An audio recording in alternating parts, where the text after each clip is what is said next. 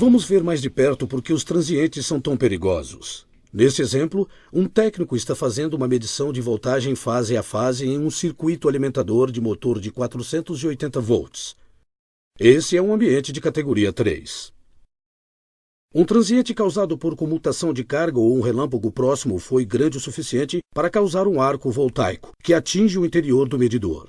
Correntes de curto-circuito com milhares de amperes podem fluir por diversos microsegundos.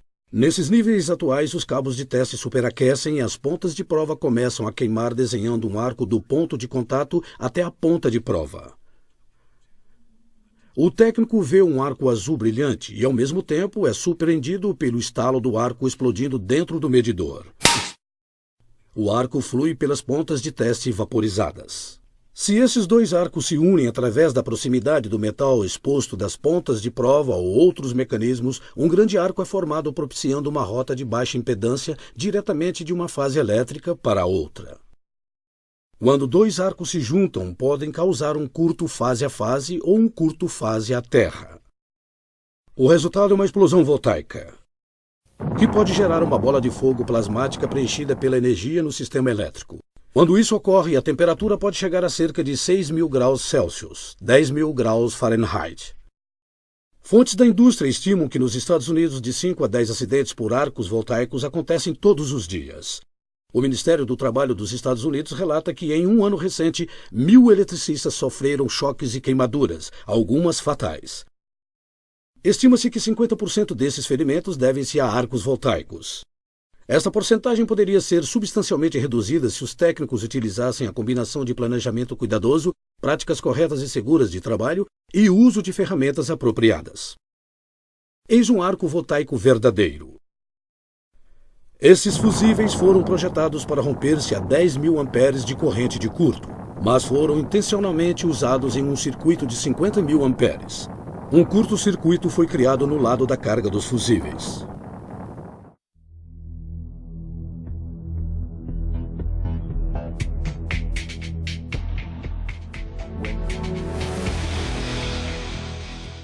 My name is Ed Manthei. I've been a professional electrician for over 35 years in Eastern Washington, doing primarily commercial and industrial electrical work.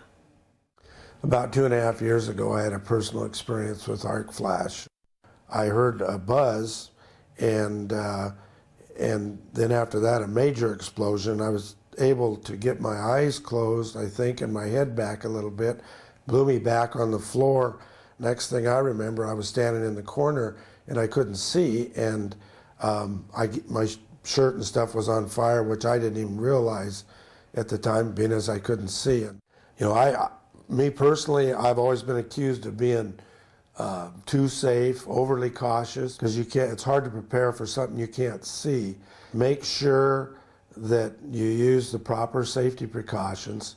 I guess the bottom line is you can't be too careful. Transientes não são a única fonte de risco de arcos voltaicos. Na verdade, um dos mais comuns usos indevidos de multímetros de mão pode causar uma cadeia semelhante de eventos. Se o usuário deixar as pontas nos terminais de entrada para amperagem e conectar acidentalmente as pontas do medidor em uma fonte de voltagem, acabará criando um curto-circuito no medidor. Por esta razão, os terminais para amperagem devem ser protegidos por fusíveis. Estes fusíveis podem ser a única barreira entre o usuário e um desastre potencial. Se o medidor tiver os fusíveis corretos, o único resultado poderá ser um fusível danificado, o que é um preço baixo a pagar.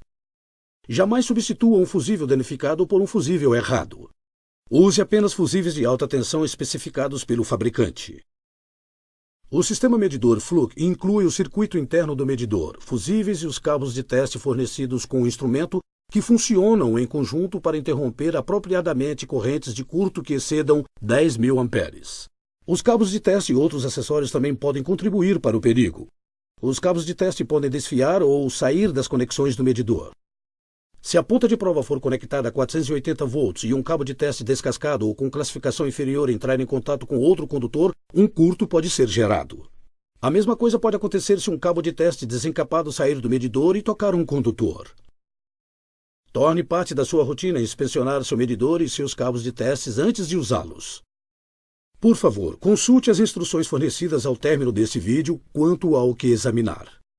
Lembre-se, os cabos de teste foram projetados para uma variedade de ambientes de teste.